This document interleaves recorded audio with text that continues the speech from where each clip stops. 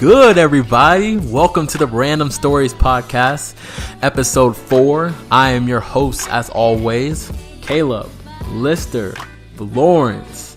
And I'm really excited for this episode. But before we talk about what's going to happen, I want to say, why the fuck did I say my middle name on this live podcast? What am I thinking? Lister, like Listerine. Yes, I know, it's terrible.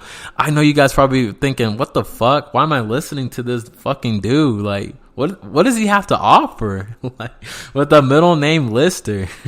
Sounding white as shit. Yes, I know. But no, I just wanted to say real quick though that you guys are the true MVPs.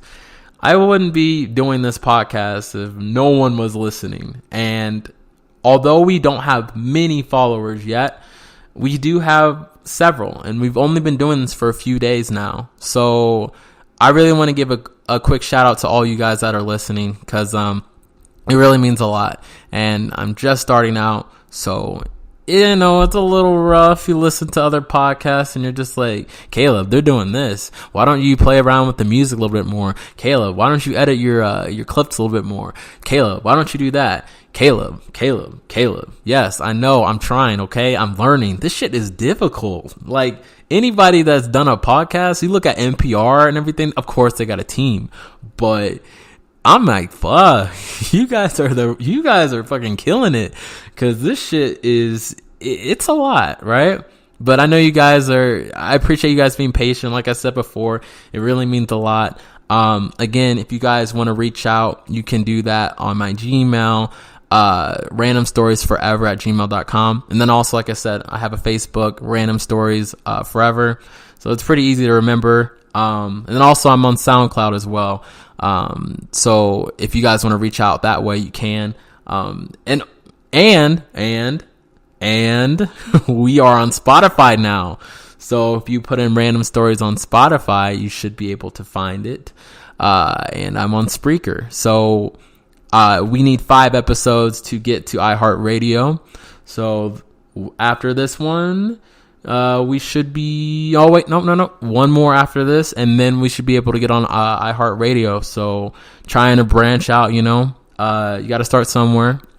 So yeah, I think we're doing pretty good, and you guys are helping, and I see you guys following me, and I really appreciate that.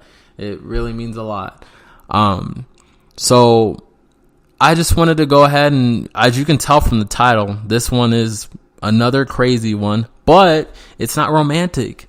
I hear you guys. I know that the past 2 have been romantic, and this is not a romantic random stories. This is a podcast of random stories. So we're going to talk about everything. This one's going to be a little fucking strange, and I am not supporting murder. I'm not supporting murder. No murder, please. Like, gunshot, come on. No, I'm not supporting that. Gunshot. Nope. I'm a Christian boy, right? Raised in a Christian home, but I was best friends with one, right? He was a really good guy. His name was Tony. You can trust a guy named Tony. You can trust him. But let me go ahead and break it down to you guys. Without further ado, we're going to get into the story, right? But you know, I always got to do my backstory. It makes the story more juicy. So let's go ahead and get into the backstory, right? So again, this is based in Missouri, the worst state imaginable. Don't go there. Again, please don't go there. Meth capital of the world. Don't. But I told you guys in the other episodes, I was born and raised in Missouri, and I was in the National Guard for 4 years, right? 4 years, and then active 2 of those of my time in the Army. So 6 years total. Started out when I was 18. I'm 24 now. But at the time, I think I was roughly 20 or 21 years old. I was engaged to a beautiful, beautiful German woman. We are no longer together. We have a child, though. She lives in Missouri, my beautiful daughter. But that is a story for another day. But at the time, it was just me and my fiance, right? Didn't have a kid. We were dirt poor, had no money. Because like I said, as much as people think that the Army makes a shit ton of money, I can attest that we don't. Unless you're an officer or you're very high ranking. The middleman, we don't really make that much. You kind of think of it like you can kind of think of it as Walmart, right? I was a cashier in a sense. I wasn't making any money at all. And I had to work other odd jobs like working at hotels and different things just to get by. So dirt poor. And I was raised in dirt poor home as well until my dad went to college and made some more money. So I was used to being poor, right? So it didn't really bother me. But like I said, when I joined the Army, I went back to Missouri because basic training was in Fort Jackson, South Carolina. Went from Fort Jackson, South Carolina back to my house. And at the time, I didn't really like the living arrangement with my father and my mother. So I decided to move out and try to find an apartment. Got a car, right? But when I was trying to find an apartment, it was pretty difficult because there were some very, very dangerous parts of the town that I didn't want to live in at all. But based on my low-ass budget, I kind of had to settle for one of those shitty places. And I was scared, right? The crime rate was very high there. There was a lot that I didn't really want to see and I didn't want to get involved in. And I heard stories. I will leave it up to your guys' imagination because I'm not going to go all into detail about that.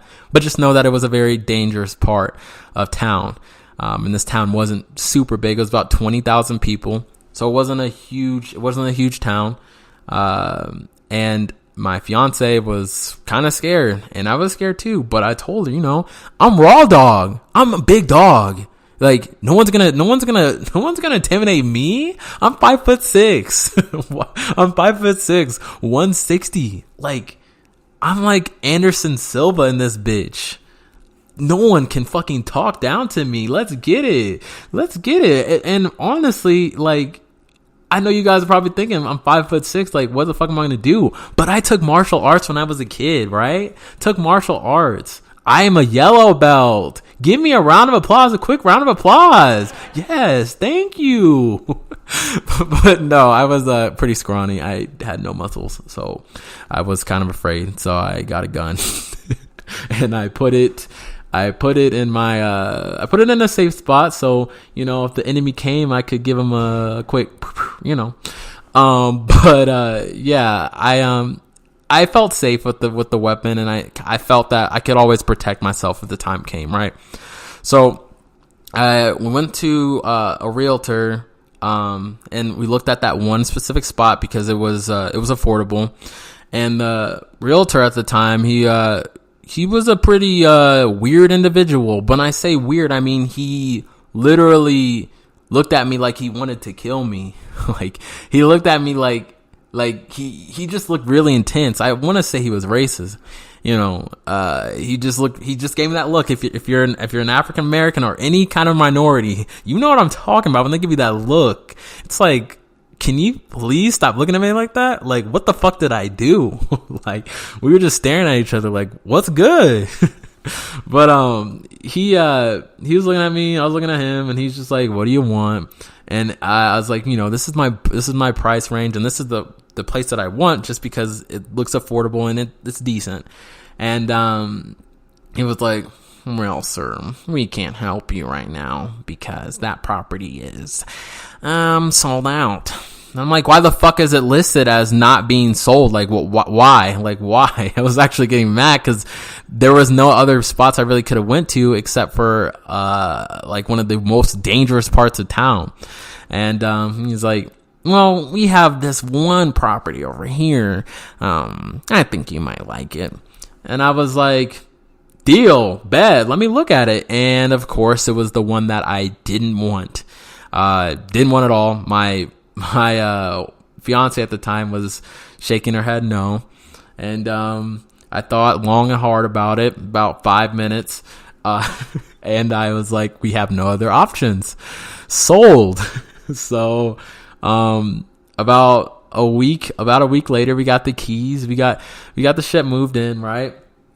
And, everything, nothing really was going on. Like, we were there for about a week or two. Nothing was happening. I was like, we're good. Like, maybe the crime went down when Big Papa came, Big Raw Dog. Like, everybody saw me. They're like, no, we're good. Like, we're not going to do anything like fucking shitty. This guy is in the army. He could kick our ass. Like, no, I don't know, but we were doing good. And then, I remember one day, and also at the time, Fluffy was there. If you listen to the first episode, you know who Fluffy is, my dog. Let's get it, Fluffy.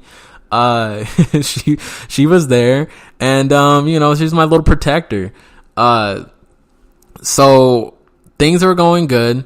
And at the time, I like to work out. I still like to work out to this day, but I was really, really in shape back then. I was working out all the time. I remember one time though, and this is where the story starts to begin. I was running around the neighborhood, and I saw an individual, and he looked like he was my neighbor. And at the time, I didn't speak to any of my neighbors because I was, kind of scared. But the neighbor, he was not wearing any clothes. That was my first red flag. Like, I was like, oh boy, this guy probably is on drugs or acid or something. Like, he's off the molly. He's off the molly. Somebody get him some help. And, I didn't think anything of it. And I just walked kind of slowly, past him, and I went to sleep. I was running pretty late that night. Went to sleep, didn't think anything of it. And, at the time I was working at Walmart. So the next morning I was getting ready for work, and, hear a ring. I hear a ring, and, I hear a loud ass knock as well. Didn't answer. I didn't know who it was, but I was like, fuck it. I'm just going to let them go. It's probably, some people trying to tell me about Jesus and praise the Lord. No, I had enough of that from my father. Thank you. No, I'm good.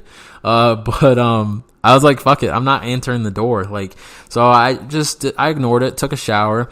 And mind you, that was like a 20-30 minute shower. Guess what I hear when I get out of the shower? I hear knocking still. What is going on? Like, is this the FBI? Like, what crime have I committed? Like, I don't understand.